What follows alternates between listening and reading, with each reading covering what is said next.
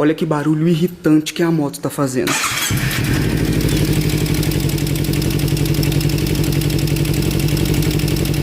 E tudo isso culpa dessa paradinha aqui, mano. Mas salve meliante, beleza? Bem-vindo a mais um vídeo no canal, rapaziada. Hoje vamos fazer uma manutençãozinha rápida nessa pecinha aqui para poder resolver o problema dessa moto.